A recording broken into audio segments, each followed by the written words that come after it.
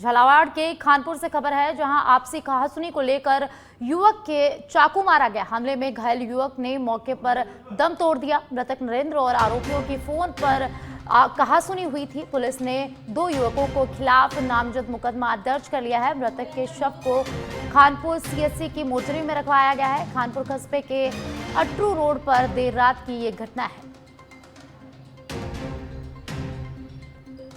झालावाड़ के खानपुर से ये खबर है, जहां आपसी कहासुनी को लेकर विवाद हो गया। आपसी कहासुनी को लेकर एक युवक को चाकू मारा गया और युवक की मौके पर ही मौत हो गई। मृतक नरेंद्र और आरोपियों की फोन पर आपसी कहासुनी हुई थी। पुलिस ने 2 युवकों के खिलाफ नामजद मुकदमा दर्ज कर लिया है। मृतक के शव को खानपुर सीएचसी की मोर्चरी में रखवाया गया है और खानपुर कस्बे के अटरू रोड पर देर रात की पूरी घटना है।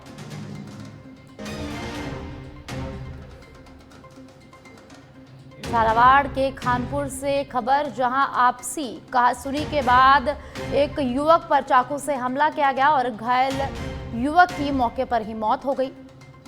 पुलिस ने 2 नामजद आरोपियों के खिलाफ मुकदमा दर्ज किया है। मृतक नरेंद्र और युवकों के बीच फोन पर कहासुनी हुई थी। अब पुलिस इस पूरे मामले की जांच पड़ताल कर रही है। मृतक के शव को खानपुर सीएचसी की मोर्चरी में रखवाया गया है। ये पूरा मामला खानपुर कस्बे के अटरू रोड पर देर रात का है, जहां आपसी कहासुनी को लेकर एक युवक को चाकू मारा गया और हमले में घायल हुए युवक की मौके पर मौत हो गई।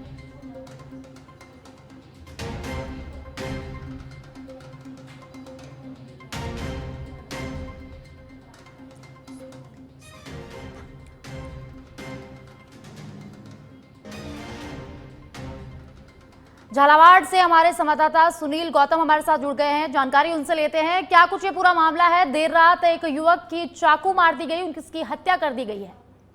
बिल्कुल साथ से बताना चाहूंगा कि खानपुर कस्बे के अटरू रोड स्थित पर एक युवक पे जो है 2 युवकों ने चाकू से हमला करके उसको मौत की घाट उतार दिया। पूरा मामला जो है युवक रोहित सुमन और मनीष राठौर पर जो है ये आरोप लगाया गया है। दोनों के बीच में मोबाइल फोन पर आपसी कहासुनी हुई थी और कहासुनी इतनी बढ़ गई कि दोनों युवक जो है मृतक नरेंद्र मीणा को जो है उन्होंने चाकू से उसे मौत की घाट उतार दिया। पुलिस ने जो है देर रात को ये शव को जो है खानपुर सीएचसी की मोर्चरी में रखवाया गया है। वहीं परिजनों ने दोनों युवकों के खिलाफ मुकदमा दर्ज कराया है। फिलहाल जो है पुलिस पूरे मामले की जांच में जुटी हुई है और मृतक का पोस्टमार्टम जो है किया जाएगा अभी थोड़ी देर में।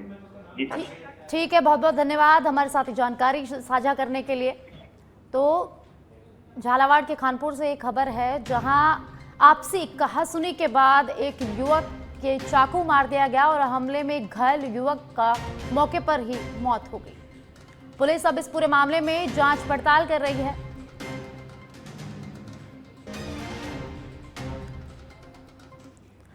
और अब खबर जयपुर के जमा रामगढ़ से है, जहां दौसा मनोहरपुर NH 148 पर केमिकल से भरा टैंकर पलट गया। सानकोटड़ा मोड़ के पास ओवरटेक करने के चक्कर में ये टैंकर पलट गया है। नेशनल हाईवे के किनारे खेत में जाकर ये टैंकर गिर गया। पलटने के बाद और चालक और खलासी इस हादसे में सुरक्षित बच गए हैं। गुजरात से उत्तर प्रदेश जा रहा था ये टैंकर।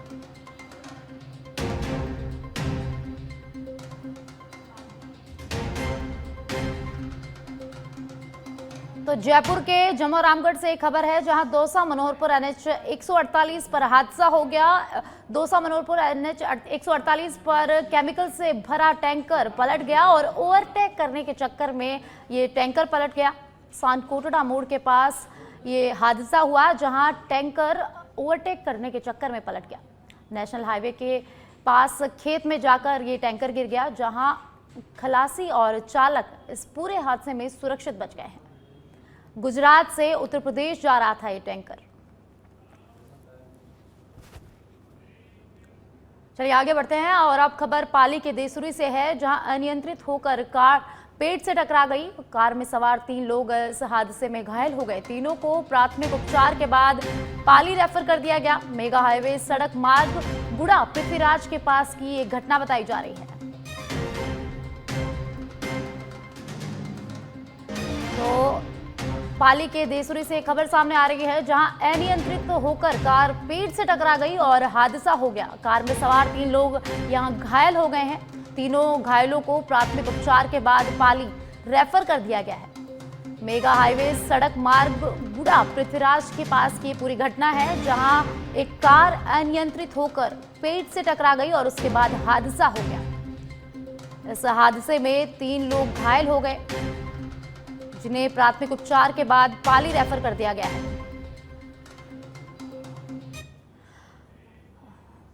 अब दौसा से बड़ी खबर सामने आ रही है, जहां छलांग मारकर मकान की छत पर पैंतर चढ़ गया और स्कूल व्याख्याता के मकान पर यह पैंतर चढ़ गया।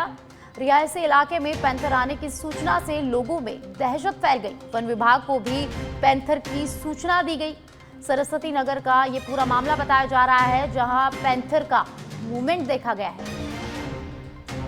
एक मकान की छत पर छलांग लगाकर पैंथर घुस गया और पैंथर के मूवमेंट से पूरे इलाके में दहशत का माहौल है। पैंथर के आने की सूचना वन विभाग को दी गई। सरस्वती नगर का ये पूरा मामला बताया जा रहा है, जहां पैंथर का मूवमेंट देखा गया है।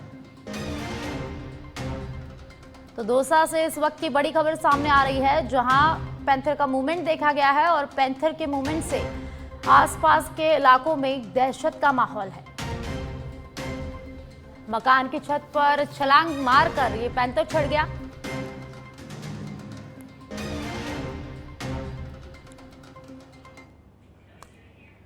मुख्यमंत्री भजनलाल शर्मा का आज चूरू और बीकानेर दौरा। सीएम आज दोपहर 12:05 पर जयपुर एयरपोर्ट से चूरू के लिए रवाना होंगे। दोपहर 1 बजे ग्राम पंचायत जोड़ी जिला चूरू हेलीपैड से मुख्यमंत्री पहुंचेंगे और दोपहर 1:10 कार्यक्रम स्थल जोड़ी पहुंचेंगे मुख्यमंत्री भजनलाल शर्मा। पंडित दीनदयाल उपाध्याय अंत्योदय संकल्प पखवाड़ा अंतर्गत आयोजित शिविर का अवलोकन करेंगे।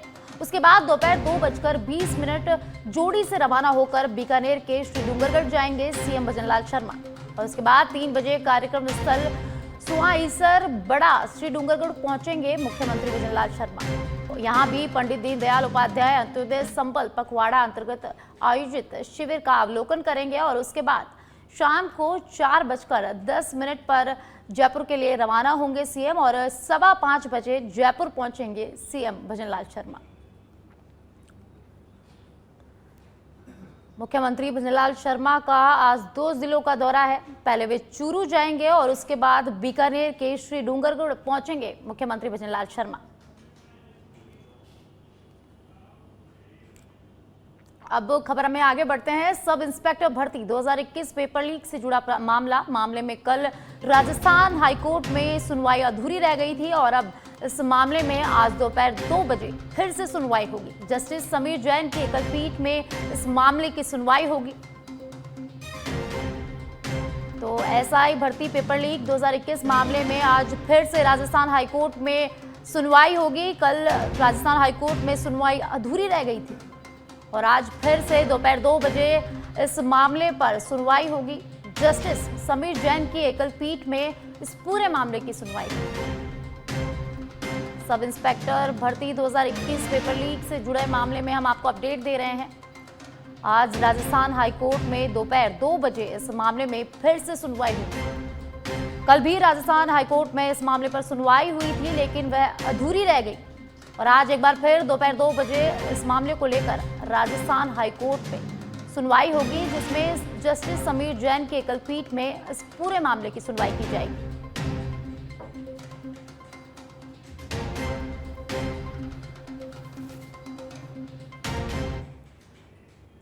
ब्राजील की राजधानी ब्रासिलिया पहुंचने पर पीएम मोदी का जोरदार स्वागत हुआ। पारंपरिक तरीके से मुख्यमंत्री का स्वागत हुआ है।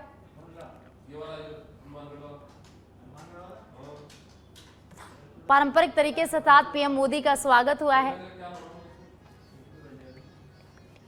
आज पीएम मोदी के सम्मान में स्टेट विजिट का आयोजन भी ब्रासिलिया में रखा गया है और आज पीएम मोदी वहां के राष्ट्रपति से भी मुलाकात करेंगे, द्विपक्षीय चर्चा करेंगे और द्विपक्षीय चर्चा में भारत और ब्राजील के रिश्तों में मजबूती आएगी।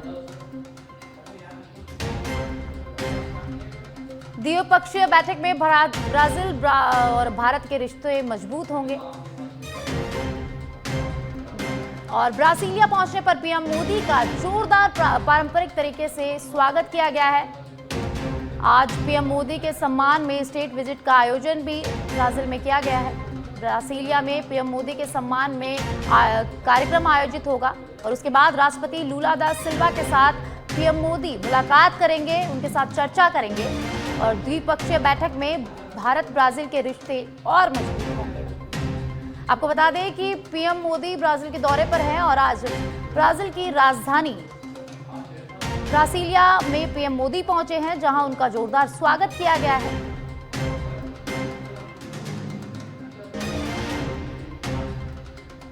आज पीएम मोदी ब्राजील के राष्ट्रपति से मुलाकात करेंगे, चर्चा करेंगे। उसके बाद दोनों की द्विपक्षीय बैठक में भारत और ब्राजील के रिश्ते मजबूत होंगे। ब्राजील पहुंचने पर पीएम मोदी का स्वागत हुआ और उसको लेकर पीएम मोदी ने एक्स पर टेक्स्ट किया। भारतीय समुदाय ने यादगार स्वागत किया। पीएम मोदी ने लिखा, हमारे भारतीय प्रवासी अपने जड़ों से कितने जुड़े हुए हैं। पीएम मोदी तो ब्राजील के ब्रासीलिया में पीएम मोदी पहुंचे हैं, जहां उनका जोरदार स्वागत हुआ है। उसके बाद पीएम मोदी ने अपने सोशल मीडिया अकाउंट एक्स पर अपने स्वागत को लेकर पोस्ट किया। पीएम मोदी ने लिखा, भारतीय समुदाय ने यादगार स्वागत किया है। मुख्यमंत्री भजनलाल शर्मा को लेकर गिरिराज धरन गोवर्धन की परिक्रमा। सांगानेर विधानसभा के 40 लोगों ने की गोवर्धन की परिक्रमा। कार्यकर्ताओं ने मुख्यमंत्री की ओर से संचालित भंडारे में भी सेवा की। इस मौके पर मुख्यमंत्री के बेटे अभिषेक शर्मा भी मौजूद रहे। भरतपुर के आसपास गांव के गणमान्य लोग भी वहां उपस्थित रहे। अखिल भारतीय सर्व समाज सनातन समिति के कार्यकर्ताओं ने कहा, मुख्यमंत्री के विकसित राजस्थान विजन को लेकर 11 बार परिक्रमा का लक्ष्य है।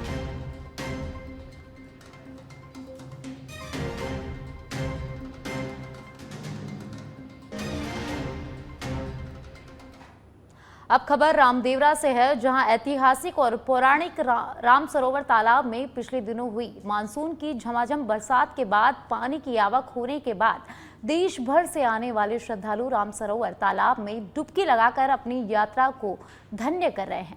पिछले दिनों ही मानसून की जोरदार बरसात हुई, उसके बाद से राम सरोवर तालाब आधे से ज्यादा भर चुका है। ऐसे में दिन भर यहां पर श्रद्धालुओं की चहल पहल देखने को मिल रही है। देश भर से आने वाले भक्तगण बाबा रामदेव की समाधि के दर्शन करने से पहले राम सरोवर में डुबकी लगाना पसंद कर रहे हैं। इसके पश्चात सभी बाबा की समाधि के दर्शन करते हैं। वह सरोवर के घाट व उसके आसपास बैठकर दाल बाटी चूरमा बनाकर प्रसादी भी ग्रहण करते हैं। राम सरोवर तालाब में पानी की आवक होने के बाद यहाँ पर नावें भी चलनी शुरू हो गई है। ऐसे में सैलानी इन नावों में बैठकर अपने परिवारजन के साथ घूमते हुए और फिरते हुए नजर आ रहे हैं। आगामी 1-2 बारिश में ये राम सरोवर पूरी तरह से लबालब भर जाएगा। ऐसे में यहाँ पर चहल पहल और भी ज्यादा देखने को मिलेगी। सरोवर में पानी की आवक के पश्चात यहाँ पर सुरक्षा के कड़े प्रबंध समाधि समिति की तरफ से किए जा रहे हैं।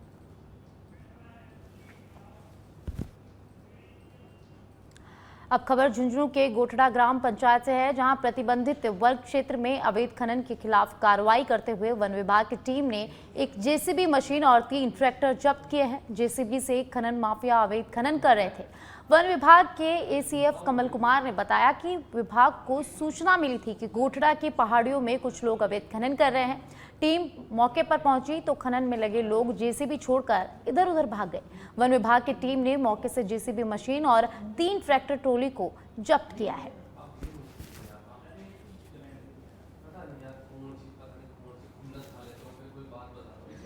अवैध खनन के खिलाफ में कार्रवाई जारी रहेगी और सीसीएफ महोदय डीएफओ साहब के अनुसार हमने आयरन की जो बहुत बड़ी शिकायत थी, वहाँ पे सब जगह खाइयाँ खुदा के रास्ता रोक दिया गया और इसके अलावा स्टाफ को पाबंद कर दिया गया है। गश्ती के लिए कार्रवाई आगे भी जारी रहेगी और कोई भी व्यक्ति जो इसमें पकड़ा जाएगा राजस्थान वन अधिनियम के तहत इनकी कार्रवाई की जाएगी। जैसे अभी हमने जेसीबी और 3 ट्रैक्टर पकड़े हैं। तखतगढ़ में अज्ञात चोरों ने 2 मंदिरों में चोरी की वारदात को अंजाम दिया है। दोनों मंदिरों में अज्ञात चोरों ने भंडारा तोड़कर नकद चुराने की कोशिश की जिसमें वे सफल रहे। श्री कुंडेश्वर महादेव मंदिर में चौथी बार ये चोरी हुई है, जबकि शीतला माता मंदिर में भी चोरों ने भंडारा तोड़कर नगद चोरी की है। पुलिस ने सीसीटीवी फुटेज के आधार पर अज्ञात चोरों की तलाश शुरू कर दी है और जल्द ही खुलासा करने का दावा किया है। अज्ञात चोरों ने चौथी बार मंदिर में चोरी की है। इससे पहले 2 चोरियों का खुलासा पुलिस ने कर दिया था, लेकिन एक चोरी का अभी भी कोई खुलासा नहीं हुआ है। ये सही बात है। पिछली जो 3 चोरियां थी उसमें से 2 चोरियों का तो पर्दाफाश पुलिस द्वारा किया गया था। पुलिस आज भी जैसे ही सूचना मिली है थाने के जो बारसाधक अधिकारी है और जो मैं टीम यहाँ पे पहुंची है, यहाँ के जो श्रद्धालु है उनको भी सूचना मिलने पर यहाँ पहुंचे हैं। अज्ञात चोर जैसे कि सीसीटीवी कैमरा पूरे परिसर में लगा हुआ है और उससे ये दिख रहा है अज्ञात चोर जो आए हैं वो मोटरसाइकिल पे 2 लोग आए हैं और उसमें से एक व्यक्ति अंदर प्रवेश हुआ है और हेलमेट पहने हुए हैं।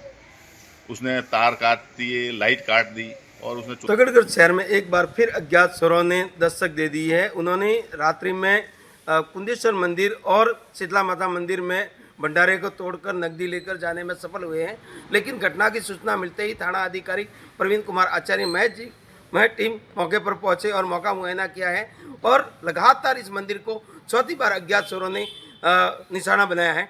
लेकिन चोरी की अब कब तक खुलासा होता है ये तो आने वाला समय बताएगा, लेकिन पहले 2 चोरियों का पुलिस ने खुलासा कर दिया था। अभी भी 2 चोरियों का खुलासा करना अभी बाकी है, लेकिन पुलिस के लिए चुनौती बनते जा रहे अज्ञात चोर। लगातार क्षेत्र में हो रही चोरियों की घटना को लेकर नगरवासियों में भी काफी रोष देखने को मिल रहा है। अरविंद कुमार सोशी के साथ कैमरामैन। अब खबर झुंझुनू से है, जहां पचेरी खुर्द सिंघाना रोड पर युवक की संदिग्ध मौत मामला सामने आया है। पुलिस ने मृतक की शिनाख्त के लिए मुरादाबाद भेजी टीम। कई जगहों पर सीसीटीवी में दिखा युवक का मूवमेंट। मानसिक रूप से अस्वस्थ होने की यहां आशंका जताई जा रही है। शव को बुहाना से झुंझुनू बीडी के अस्पताल मोर्चरी में शिफ्ट किया गया है। पचेरी पुलिस ने यूपी पुलिस से भी संपर्क किया है। झुंझुनू से खबर है, जहां एक युवक की संदिग्ध अवस्था में शव मिला है। यहाँ एक युवक के संदिग्ध मौत का मामला सामने आया है, जहां पुलिस ने मृतक की शिनाख्त के लिए मुरादाबाद टीम भेजी है।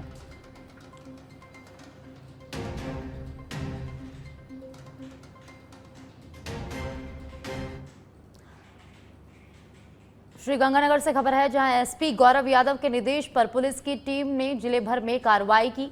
गैंगस्टर और गैंगस्टर से संबंध रखने वालों के खिलाफ अभियान चलाया गया। जिले भर में 233 संदिग्धों के घर पर छापेमारी की गई।